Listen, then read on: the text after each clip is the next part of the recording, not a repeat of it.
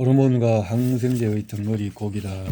자, 우리 강순남 밥상이 썩었다. 당신의 몸이 썩고 있다. 주소 계속 읽어나갑니다. 한국보건산업연구원의 조사에 따르면 우리 한국인의 일일 육류 섭취량은 지난 30년 사이에 무려 14배나 증가한 것으로 나타났다. 육류와 낙농 제품 섭취량도 같은 기간 동안에 35배나 증가했다. 이처럼 동물성 지방질과 단백질의 섭취가 늘어난 것은 외형상으로 우리 청소년들의 골격과 체중을 키워 놓았지만 문제는 과다한 섭취와 그 질인 것이다. 우리는 여기서 세계 최대 아이스크림 회사 베스킨 라빈스의 상속자인 존 로빈스가 부와 명예를 다 포기하고 시민운동에 뛰어들어 쓴 육식 건강을 망치고 세상을 망친다라는 책의 내용을 상기해 볼 필요가 있다. 육식 건강을 망친다. 송아지는 연한 고기를 얻기 위해서 태어나자마자 목에 굴리를 쓴 채 자동차 트렁크만한 공간에서 죽을 때까지 갇혀 산다. 사람들이 좋아하는 옅은색 고기를 만들기 위해 송아지를 빈혈에 걸리게 만들고 젖소들은 공장형 축사에서 호르몬 주사를 맞아가며 20, 30마리 분량의 우유를 생산해 낸다. 그런가 하면은 날개조차 펴기 어려울 정도로 좁고 더러운 축사에 갇힌 닭들은 스트레스와 질병을 이겨내기 위해서 항생제와 호르몬 주사를 맞으며 연명하고 달걀이 썩지 않게 하기 위해서 방부제까지 먹힌다. 이것이 바로 썩지 않는 달걀의 비밀인 것이다. 돼지의 경우도 마찬가지다. 현재 미국에서 사육되는 약 9,000여 마리의 돼지 중에 도살장에 끌려갈 때까지 빛이 전혀 들어오지 않는 컴컴한 우리에 갇혀 지내는 돼지의 수가 무려 6,500만 마리나 된다고 한다. 이런 돼지를 살아남게 하는 것이 항생제의 힘이라는 것이다. 오죽하면 육류가 병원성 박테리아와 세균 배양에 가장 적당한 배양기라고 했을까? 오물이 넘쳐나는 그 불길한 곳에서 성장 촉진제와 항생제로 만든 사료를 먹고 크다 보니 그 속에 온갖 기생충과 독성 화합물, 중금속이 가득한데 이것이 우리가 먹는 육류인 셈이다. 거기다 초식 동물의 소의 고기와 뼈를 다시 소에게 먹이고 또 그런 고기를 인간이 먹고 결국 이런 잔인하고 무자비한 과정이 광우병을 유발하는 것이 아닌가.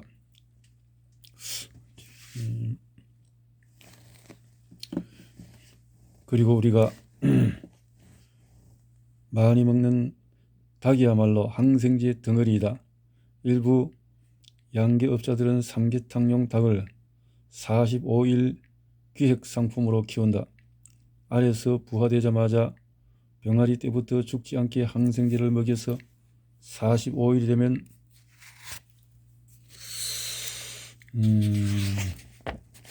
도축해 보내는 것이다. 산란의 기능을 상실해 기름에 튀겨 먹는 폐닭은 더 말할 것도 없다. 그렇다면 우유는 어떤가? 오래전 우리나라에서 고름우유 파동이 일어나 한참 동안 나라가 시끄러운 일이 있었는데 중요한 것은 고름우유가 나왔느냐 안 나왔느냐가 아니라 소의 밥상이다. 소가 무엇을 먹는지가 정말 중요하다는 얘기이다. 이 고름우유 파동이 일어나자 분유나 우유를 끊고 아기에게 모유를 먹이는 엄마들이 반짝하고 늘어나기도 했다. 하지만 이것도 마찬가지다. 모유가 중요한 것이 아니라 모유를 먹이는 엄마의 밥상이다. 이때 어느 한 사람 이것을 따져본 사람이 있었느냐고 묻고 싶다. 그러나 더 중요한 것은 우유 그 자체에 있다. 인간보다 생후 성장 속도가 빠른 동물의 젖 속에는 인간의 모유보다 동물성 단백질이 많다고 한다.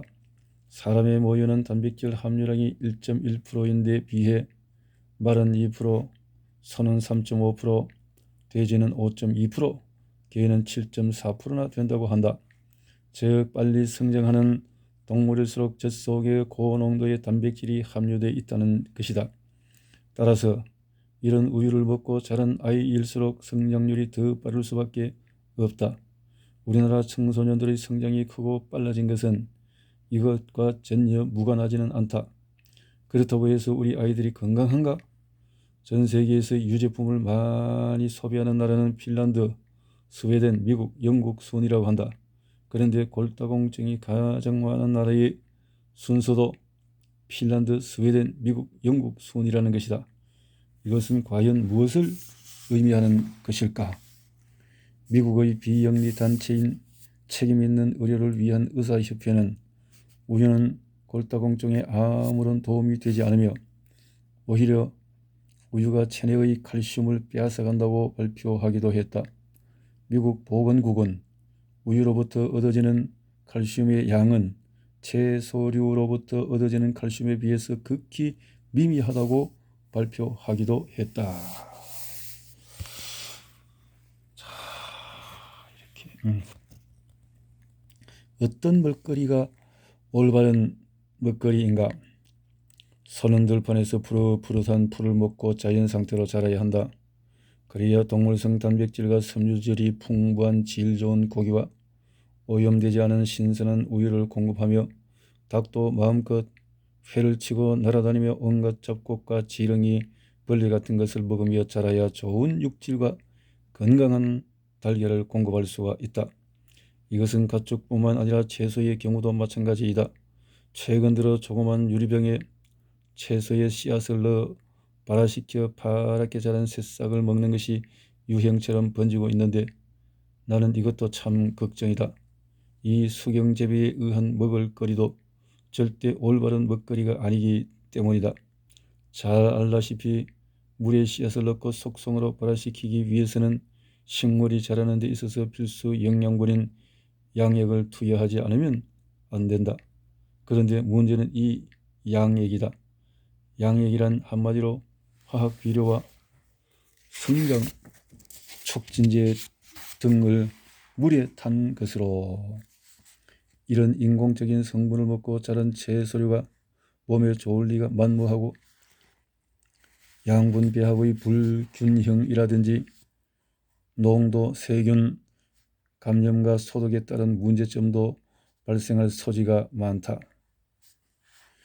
그럼에도 불구하고 이것이 마치 최고의 건강 먹거리인 것처럼 학교에서 아이들이 단체로 책상 위에 새싹병을 놓고 심심 푸르르 뜯어먹고 연예인들이 TV 프로그램에서 나와 씻지 않고 먹어도 된다며 뿌리채 뜯어 먹는 장면을 보면 가슴이 답답해진다.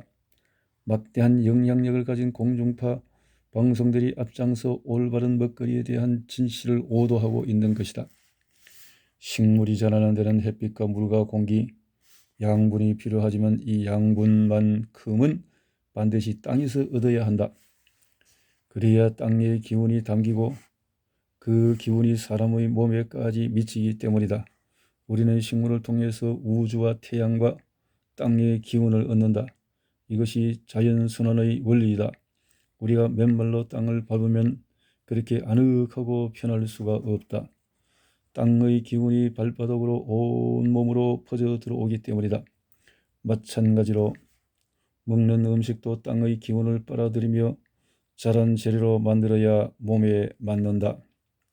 비닐하우스에서 자란 채소가 자연 상태에서 자란 채소보다 훨씬 못한 것은 비닐하우스의 특성상 단연간 같은 작물을 심어 기운이 쇠잔해진 땅에서 기르는 데에다 필요한 햇빛의 양도 비닐을 투과하면서 감소돼 절반 정도밖에 쪼이지 못하기 때문이다.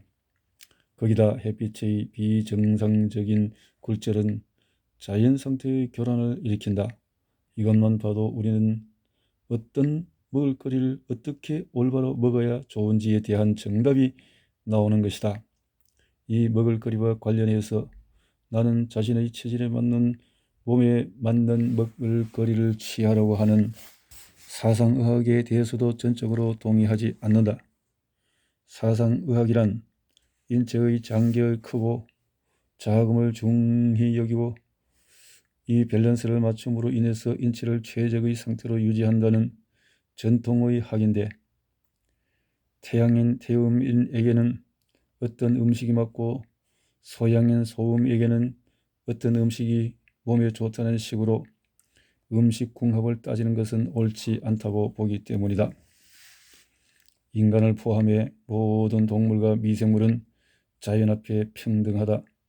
음양이 있고 밤낮이 있으며 좋고 나쁨, 찬 것과 더운 것이 있지만 이것을 조절하는 기능이 있다. 이런 것을 보더라도 너무 한쪽으로 치우쳐서는 안 된다. 손등을 보고 손바닥을 말할 수 없고 손바닥을 보고 손등을 말할 수 없는 것과 같은 이치이다. 어떤 특정 음식이 그 사람의 몸에 맞고 좋다고 해서 계속 그 음식만 먹으면 일정 기간은 더 건강하게 될지 모르지만 몸에 꼭 맞는 음식만을 먹는 데에 대한 부작용과 반작용이 반드시 일어나기 마련이다. 따라서 몸에 맞는 음식과 맞지 않는 음식도 먹어야 한다. 그래야 그 음식에 대한 저항력이 생겨 결국은 더 몸이 건강해지기 때문이다. 시금치도 자기를 보호하는 독성이 있다. 벌레에 물렸을 때도 5가지 이상의 풀을 찧어 바르면 낫는다. 한약도 1가지씩 따로 먹으면 의미가 없고 30가지 이상 섞어 먹어야 중화와 상생작용이 일어나 약의 효과가 나타나는 것이 아닌가? 이것은 채소를 먹을 때도 마찬가지이다. 날로 먹든지 녹즙을 내서 먹든지 간에 뿌리 채소 2가지와 이파리 채소 3가지 등 반드시 5가지 이상의 채소를 함께 먹으라고 권한다.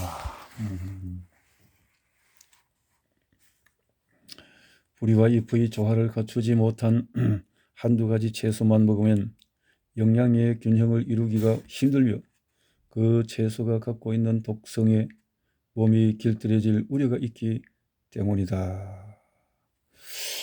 이렇게 다양한 음식을 먹으면서 영양을 골고루 섭취할 수 있는 의미가 있겠다라는 생각이 들어집니다. 자,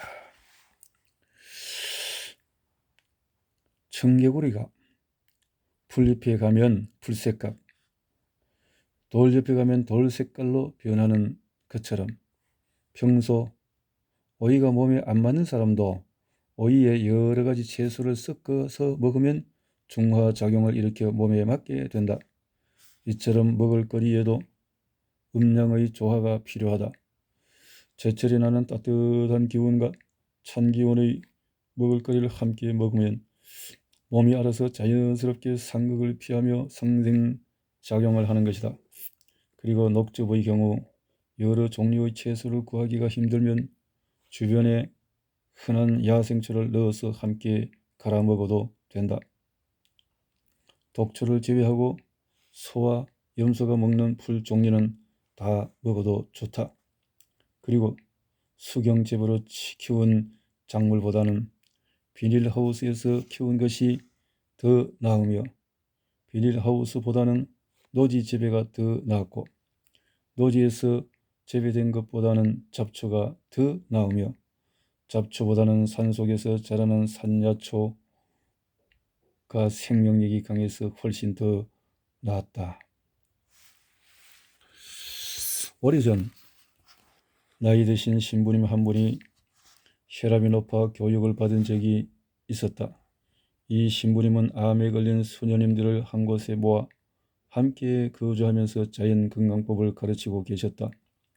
오랜 세월 동안 수도 생활을 한 성직자도 암에 걸리면 집으로 되돌려 보내곤 했는데 신부님은 이렇게 암에 걸려 갈 수 없는 수녀들에게 자연건강법을 가르쳐서 몸이 회복되면 다시 본래의 직분으로 되돌려 보내는 일을 하고 계셨다. 나는 이분들의 딱한 사정을 듣고 그곳으로 내려가 보름 동안 자원봉사를 했는데 중증 당뇨와 말기암에 걸린 소년님들이 8명으로부터 무엇보다 야채가 부족했다. 이분들에게는 필요한 녹즙이 하루 석 잔으로 다른 사람들까지 합쳐 매일 40여 잔이 필요한데 그때가 한창 무더운 장마철이라 채소들은 자라지 못해 금방 흩어지고 야채를 구하기가 힘들었던 것이다. 야채, 녹즙 이런 것들을 잘 활용을 해야 도움이 되겠다라는 생각이 다시 들어지네요. 나는 농사법은 몰라도 자연에서 나오는 강한 생명력은 잘 알고 있기에 날마다 길섭해 난 클로버와 질경이 그리고 뽕잎, 감나무잎, 어디, 딸기 이파리, 고구마 잎을 비롯해 무수한 야생초들을 뜯어다 갈아 녹즙으로 만들었고 그리고 소화를 위해 녹즙에 소금 2g 정도를 넣고 참기름을 한 방울씩 떨어뜨려 장의 흡수가 잘 되도록 해드렸다. 또 밭에 무성하게 난 쇠비듬과 참비듬을 낫으로 베어다가 채반에 올려놓고 살짝 삶아 말린 후 장아찌로 만들어서 나중에 드시게 해놓았다. 이런 모습을 지켜보시던 신부님은 내가 떠나올 때 손을 꼭 잡고 말씀하셨다. 야 안젤라, 너는 죽을 때 두 손을 꼭 관 밖으로 내놓고 죽어라. 네 손이 아까우니까 더 써먹게. 이처럼 녹즙이나 채식은 꼭 야채만 먹어야 한다는 생각, 고정관념만 버리면 먹을거리는 우리 주변에 무수히 널려 있다. 그런데 최근 들어 생활습관병 환자가 급증하고 패스트푸드 부작용이 크게 부각되면서 채식을 하는 사람들이 늘고 있다. 특히 나는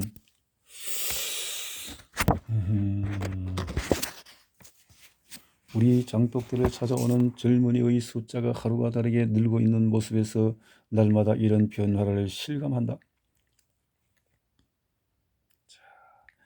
예전에 재래식 화장실 문화 속에 살았을 때 고기를 많이 먹는 잘 사는 집의 변소를 가면 썩는 냄새가 대단했다. 그러나 고기를 자주 못 먹고 채소류를 주로 먹는 집의 변소에서는 비교적 덜 고약한 냄새가 났다. 이것만 보더라도 고기가 얼마나 독소를 많이 뿜어내는지를 알 수 있다. 기름기가 많은 음식점 주방의 폐는 때가 가득 끼어 빨리 막히고 야채 음식만 만드는 주방의 폐는 몇 배나 더 깨끗하다. 우리의 장도 이와 마찬가지가 아니겠는가? 특히 요즘 나는 꼭 채식을 뿌리와 껍질째 먹는 사람들 또한 점차 늘고 있어서 무척 고무적이다. 내가 25년 전부터 줄기차게 주장해왔던 이론이기 때문이다. 어른 아이 할 것 없이 뿌리와 줄기, 잎, 껍질, 씨까지 배설이 잘 되는 음식을 골고루 먹어야 한다. 어느 것이 약이 될 줄 누가 알겠는가? 나무만 보지 말고 숲을 보자는 얘기다. 자, 이렇게 골고루 먹자.